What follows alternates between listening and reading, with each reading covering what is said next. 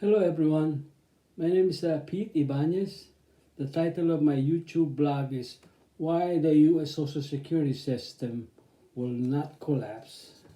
Subtopics: Why Social Security retiree workers should actually get gradually get an additional $2,000 more in monthly payments.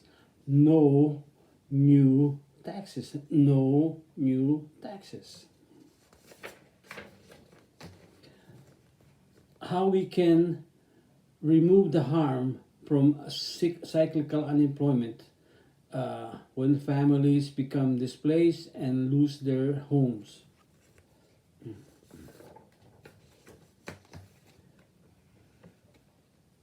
In my optimum society, free tuition and free books is not a struggle, but we have to try to remember the lazy butt factor theory. But more on that later.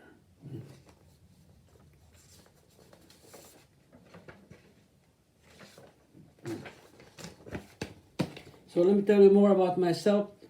My name is Pete Ibanez. I'm retired from the U.S. Navy. I retired as an electronics technician, 20 years. After that, I went to school, become an accountant at Palomar College in San Marcos, California, 2 years accounting. Then I became a nurse. I still am a nurse. I still have my license, but I'm not working.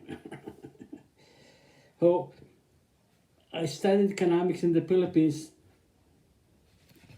and I wrote this book. You can see this is an old book. This is about 25 years old.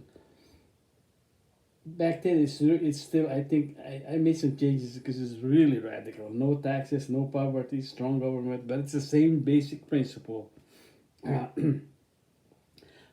Please subscribe to my, as you can see, subscribe. I will have other topics like such as the effects of Trump tariffs, the looming economic correction, which I don't think is gonna come.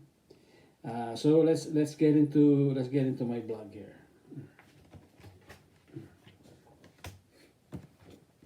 So the Social Security system will not collapse because the U.S. Federal Central Bank has the power to print money and has done so since 2008 in billions and trillions of dollars. T as in trillions of dollars.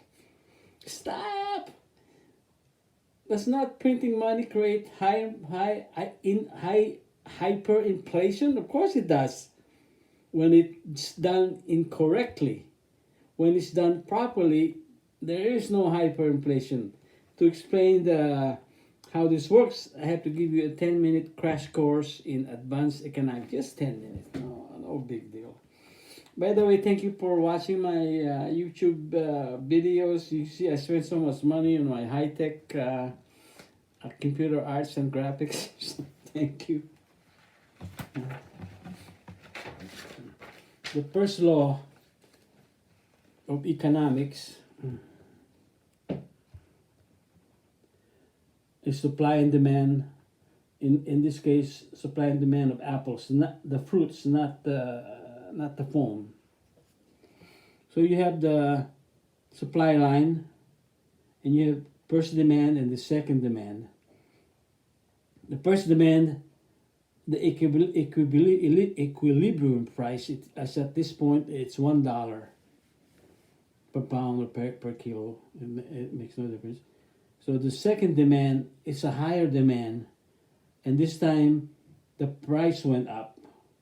The equilibrium price is at $2. That is the basic principle of supply and demand.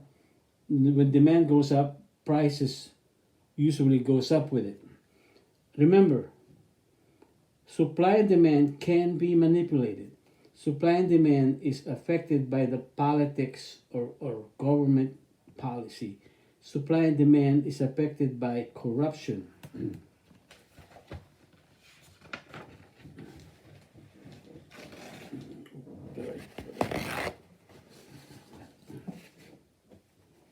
Okay. Now, we have our supply and demand of apples in open competition. In open competition, there's a big difference. In open competition, the supply of apples is only one line, and it's steady. It's steady supply. The first the first demand line, the equilibrium price is at $1, and even when the demand goes up, second demand line, the equilibrium price is still at $1. That's that's the difference between open competition and restricted competition. The Sherman Antitrust Act and the Federal Trade Commission Act of 1914 outlawed monopolies and the price fixing cartels. This is also known as deregulation under the government, where the government refrains from unnecessary rules other than for safety. The government just stays hands off unless it's safety.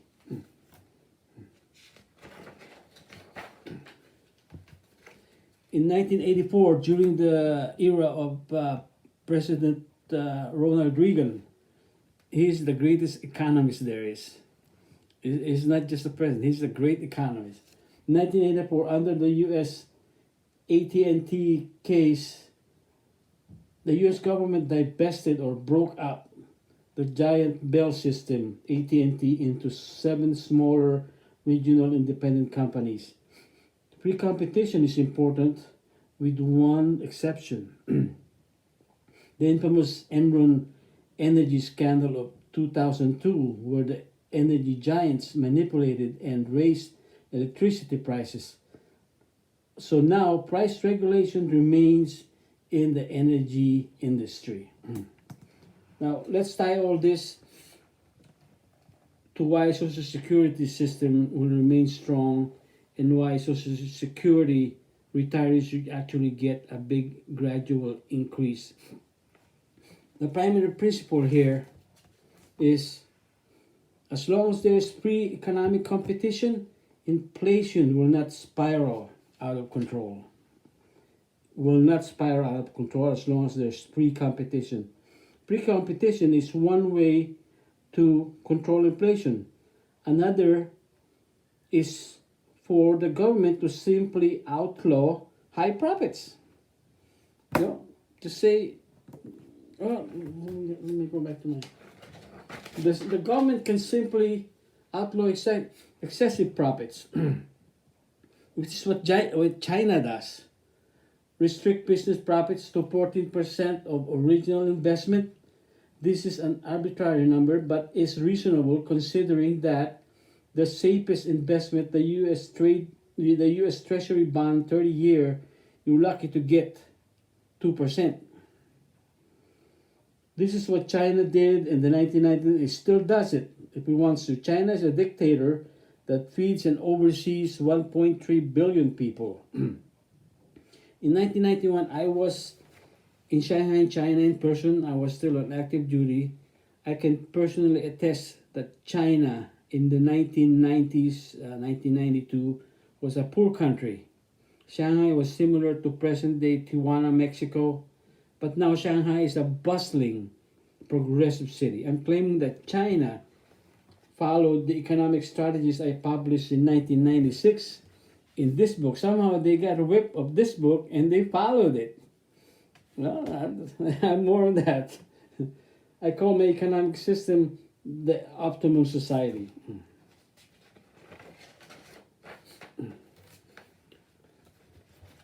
As long as inflation is controlled under 5% or less, the government can print as much money as it needs. Why collect taxes? Because it keeps our sanity. It maintains our sanity, so let's just leave it at that for now.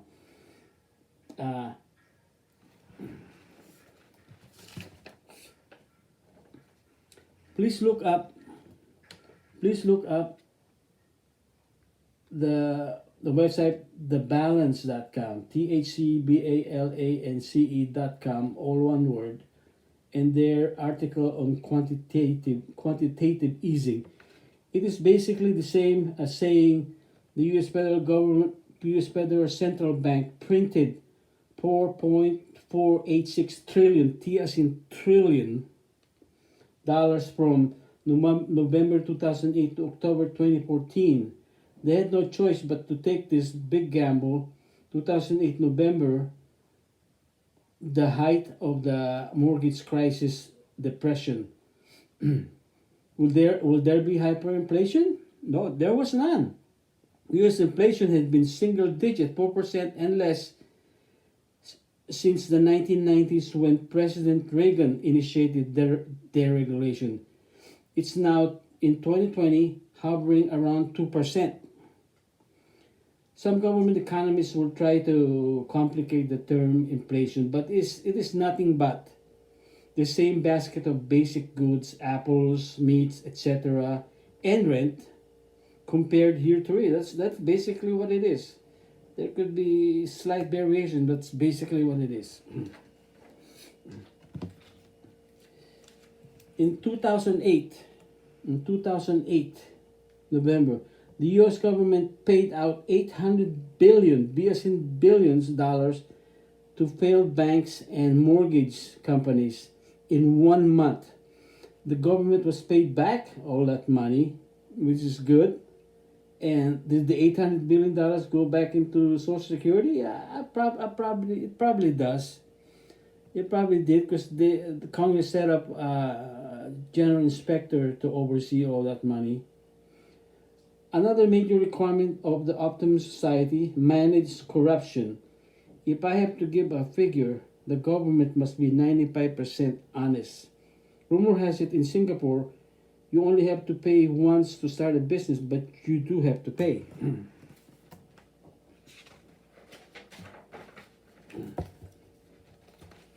So, to recap, with managed corruption, pre-economic competition, government can print all the money it needs.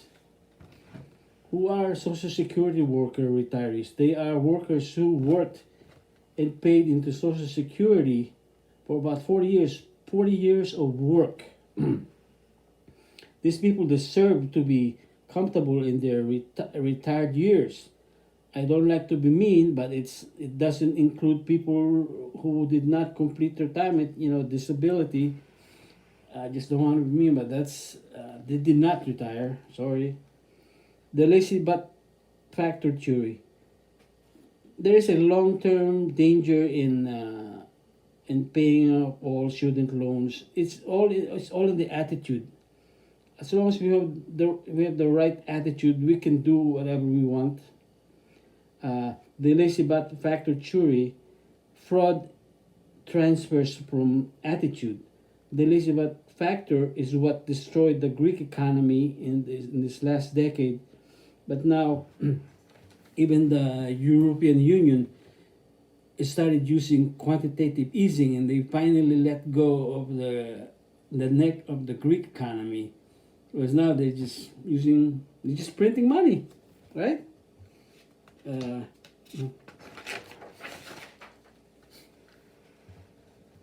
But they, according to the article on thebalance.com, they stopped doing it in 2018, but they will do it again if they need to. The gradual increase in Social Security retirement pension to $3,457 per month would mean $165.9 billion in monthly payments from the Social Security system. So the first year, an additional $500 per retiree, $500 times 48.4 million actual worker retirees, that would be an additional $24.2 billion per month.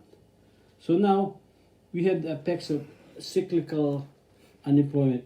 Barring something like the mortgage bubble burst of 2008, this is a small factor. Let's say an average of 150,000 people get laid off and file unemployment benefits. We should increase those benefits to about 90% of their former income, as long as they are looking for work or going to school. So therefore, we remove the harm from temporary unemployment. No new taxes. No new taxes. So there you have it. How you can we can save. There's really no need to worry about social security system. There's plenty of money for it, and we should actually give our social security workers, retirees who actually worked 40 years, additional money, gradually $500 per month for the next 4 years. They deserve it. They worked 40 years. They deserve it. They deserve to be comfortable in their retirement years. And as with pre-tuition, pre-books, that's doable. So, and then we remove the harmful effects of cyclical unemployment, which is a small factor if you think about it. But it is a sad part of our economy that we need to remove it. So don't forget to subscribe. I'll have other blogs regarding the economic correction that is supposed to come, which means that we're overdue for a recession, depression. I don't think it's going to come, not for a long time. I'll explain it to you in my next blog, and then my blog on the effects of Trump tariffs. I've been studying it, and he's doing a good job. He's doing a good job, and I like the way he's protected the military. Because Obama, he actually tried to kill them. Anyway, not actually. They actually killed.